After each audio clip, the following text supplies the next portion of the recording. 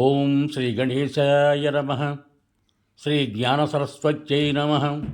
శ్రీ గురుభ్యో నమః. శ్రీ మహాగాయత్రీమాత్రే నమః. శ్రీ మహాగాయత్రీమాత యూట్యూబ్ ఛానల్కు అందరికీ సాదర స్వాగతం. ఆహ్వానించువారు కాశీవజ్జల సుబ్రహ్మణ్య శర్మ, నిడదవోలు. మాఘపురాణము 1వ అధ్యాయము 2వ భాగము. కొనసాగింపు. చిన్నపిల్లలు, అశక్తులైన వృద్ధులు హరినామస్మరణ చేయుచు ముమ్మారు జలబిందువులను శరీరంపై చిలకరించుకొన్నను పుణ్యమే. నీచుడైనను మాఘస్నానము చేసిన పాపములను వీడి పుణ్యాత్ముడగును.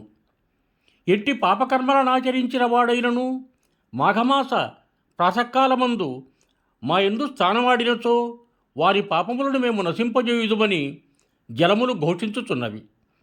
మాఘస్నానము చేసిన వానికి సంసార భయము లేదు. ఆడంబరము కొరకు కానీ భయము చేయగాని బలవంతముగా కానీ మాఘస్నానము చేసిన వాడు పాపవిముక్తుడై పుణ్యాత్ముడగును. అశక్తుడు తాను మాఘస్నానము చేయలేకపోయినచో స్నానము చేసిన వానికి దక్షిణ ఇచ్చి వాని నుండి స్నానఫలమును పొందవచ్చును. మాఘస్నానము చేసి చలికి ఆగలేని వారు శ్రీహరిని స్మరించుచు మంట వద్ద చలి కాగవచ్చును. ఈ మాసమున నిరుపేదలకు వస్త్రదానము కానీ కంబళదానము కానీ చేసిన స్థానఫలమునంది పుణ్యవంతులగుదురు. బలవంతముగా స్నానము చేసిన వారికిని చేయించిన వారికిని పుణ్యము కలుగును. ఈ స్థానమును అన్ని వర్ణముల వారును చేయవలను. వారిని నిందించినను పరిహసించినను నివారించినను మహాపాపములు కలుగును. పార్వతి, మాఘస్నానము సద్యోముక్తిప్రదము, దానికి సాటి లేదు. శక్తి లేని వారు కాలు చేతులను కడుగుకొని ఆచమనము చేసి పురాణము విన్నను వారికి స్థానఫలము కలుగును. అన్ని మాసములలో మాఘమాసం ఉత్తమము. శ్రీహరి దేవతలందరిలో ఉత్తముడు. వృక్షములలో అశ్వత్థ వృక్షము ఉత్తమము. తేజస్సులందరిలో సూర్యుడు ఉత్తముడు. శాస్త్రములన్నింటిలో వేదములు ఉత్తమములు. కావున మాఘస్నానము చేయువారిని నిందించినను నివారించినను మహాపాపములు కలుగును. 4 వర్ణముల వారిలో బ్రాహ్మణుడు ఉత్తముడు. పర్వతములలో మేరు పర్వతము ఉత్తమము. కావున మాఘమాస స్థానమంతా పుణ్యప్రదము సుమా. దిలీపుడు మహారాజు పెక్కు యాగములు చేసిన పుణ్యాత్ముడు, ఉత్తముడైన ప్రజాపాలకుడు. ఇతడు ఒకనాడు వేటకు పోయెను. అనేక మృగములను వేటాడి అలసిపోయెను. మనోహరమైన సరస్సునకు దానిని చూచి అతడు కొంతకాలం విశ్రమించి తన నగరమునకు ప్రయాణమయ్యను. అప్పుడొక వృద్ధ బ్రాహ్మణుడు మహారాజునకు కనిపించెను. రాజువారికి నమస్కరించి ఆశీస్సులడందెను. ఆ బ్రాహ్మణుడు, మహారాజా, పరమ పవిత్రమైన మాఘమాసమున ఈ సరస్సున స్నానము చేయకుండా పోవుచున్నావేమి? మాఘమాసమున చేయు నదీ స్నానము కానీ సరస్నానము కానీ మిక్కిలి పుణ్యమునిచ్చునని ఎరుగవా అని ప్రశ్నించెను. రాజు మాఘస్నాన మహిమను చెప్పుడిని కోరగా అతడు, రాజా, నీవిప్పుడు ఈ సరస్సున తప్పక స్నానము చేసిపోము. మాఘమాస స్నాన మహిమను మీ గురువగు వశిష్ఠ మహర్షి వలన తెలుసుకురమని చెప్పి తన దారిన తాను పోయెను. దిలీప మహారాజు మాఘమాస స్థాన మహిమ తెలుసుకునవలయునని తమ కులగురువైన వశిష్ఠ మహర్షి ఆశ్రమమునకు వెళ్ళెను. గురువును దర్శించి నమస్కరించి మాఘమాస స్థాన మహిమను తెలుపగోరెను. వశిష్ఠ మహర్షి దిలీపుని ఆశీర్వదించి ఇట్లనెను, నాయనా దిలీప, నీ కోరిక విశిష్టమైనది. మాఘమాసము చాలా విశిష్టత కలిగినది. మాఘమాసము శివకేశవ ప్రీతికరమైనది. ఆ నెలలో చేసిన పుణ్యకార్యములు ఇతర దినములలో చేసిన పుణ్యకార్యముల కంటే ఎక్కువ పుణ్యమునిచ్చును. మాఘమాసమున ప్రాతకాలమున చేసిన స్నానమే సర్వ పాపములను పోగొట్టి అక్షయములైన పుణ్యఫలములనిచ్చును.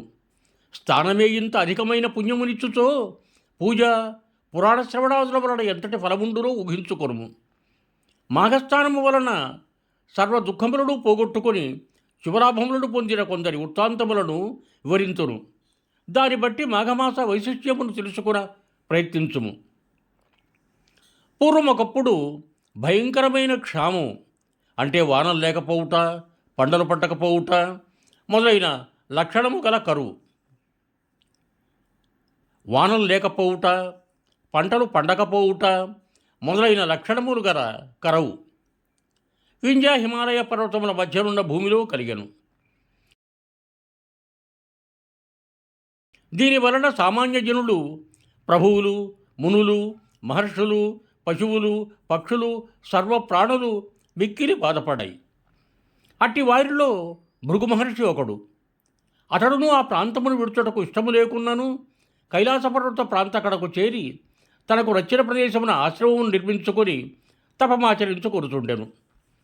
పవిత్రము మనోహరము అయిన దివ్య ప్రదేశమునకు గంధర్వులు, యక్షులు, కిన్నరులు మున్నగు దేవజాతుల వారుడు వచ్చుచుండిరి. అతడు విహరించి ఉత్సాహమును పొందుచుండిరి. ఒకనాడొక గంధర్వుడు భార్యాసమేతుడై ఆ ప్రదేశమునకు వచ్చాను. అతడు భృగు మహర్షికి నమస్కరించాను. అతని శరీరము మిక్కిలి సుందరమై, గంభీరమై, మనోహరమై, విచిత్రమై ఉండెను. వారి మొగము మాత్రము పులి మొగమై ఉండెను. ఇందువలన అతడు ఎంత చక్కగా ఉన్నను పులిముఖము వలన విచిత్రముగా భయంకరమై ఉండెను. అతడు భృగు మహర్షికి నమస్కరించిన తరువాత, మునీశ్వర, నాకు భోగభాగ్యములన్నీ ఉన్నవి. ఈ నా భార్యను సూచించిన కదురా. ఈమె సౌందర్యము, గుణసంపద నిరుపమానములు. నేను గంధర్వునను. మానవుల కంటే కొన్ని దివ్యశక్తులు మాకున్నవి. కానీ భయంకరమైన వికారమైన ఈ పులిముఖము నాకు బాధాకరముగా ఉన్నది. దీనిని పోగొట్టుకున్నటకు ఎట్లో తెలియరాకున్నది. ఈ వికారము వలన నాకు గల సుఖములు, భోగములు నన్ను సంతోషపరచుటలేదు. దయ ఉంచి నాకు ఈ వికార రూపంపో ఉపాయమును చెప్పుడని ప్రార్థించను. భృగు మహర్షి గంధర్వుని పరిస్థితికి జాలి కలిగినది. వానికి సాయపడవలేను అనుకున్నాడు. నాయన, పురాకృత కర్మము ఎవరినీ విడువదు. గత జన్మలో చేసిన పాపము వలన నీకు ఈ స్థితి కలిగినది. పాపము, దురదృష్టము, పేదరికము ఇవి మూడును జీవిని బాధించును. ఇట్టి వారిని పోగొట్టుకొని శుభలాభములు పొందవలనన్న పుణ్యనదుల యందు స్థానము, పవిత్ర క్షేత్రములందు దేవపూజ చేసుకునవలయను. ఇట్టి వారిని పవిత్రమైన కాలమున చేసినతో సజ్జఫలములు కలుగును. కాలమంతయు మంచిదే అయినను మాఘమాసము విశిష్టమైనది. ఈ నెలలో చేసిన స్నానము, పూజ, జపము, తపము జీవికి గల పాపమును పోగొట్టి శుభమును వెంటనే కలిగించును. అన్ని పుణ్యనదులలో స్నానాధికము చేసినతో వచ్చు ఫలితము మాఘమాసములో నదిలో కానీ, సముద్రములో కానీ, కాలువలో కానీ, సెలయేరులో కానీ ఏ స్వల్ప జలప్రవాహమైనను అందు స్నానము చేసినతో వచ్చును. అనగా మాఘస్నానమును ఏ ప్రవాహమును చేసినను సర్వతీర్థములందు చేసిన పుణ్యమునిచ్చునంత గొప్పది. ఏ జాతి వారికైనను అనంతమైన పుణ్యమునిచ్చును. నీ అదృష్టమున ఇది మాఘమాస ప్రారంభము. కావున నీ భార్యతో పాటు ప్రతిదినము ప్రాతకాలమున మాఘస్నానమును, ఇష్టదేవతా పూజను అతడు ఉన్న నదిలో చేయుము అని భృగు మహర్షి ఆ గంధర్వునకు చెప్పారు. ఆ గంధర్వుడు ముని చెప్పినట్లుగా అతడి నదిలో మాఘస్నానమును, తీరమున ఇష్టదేవతా పూజను విడువక మాఘమాసమంతయు చేశాను. ఆ పుణ్యభూషం వలన వాని పులిముఖము పోయి వానికి సుందరమైన ముఖం వచ్చెను. గంధర్వుడును ఆశ్చర్యపడి మాఘమాస మహిమను కీర్తించుతూ కృతజ్ఞుడై మునికి భార్యతో పాటు నమస్కరించి ఆయన ఆశీర్వాదమునంది తన భార్యతో పాటు తన లోకమున కలిగాను. దిలీప మహారాజా, మాఘస్థాన మహిమను గమనించితివా?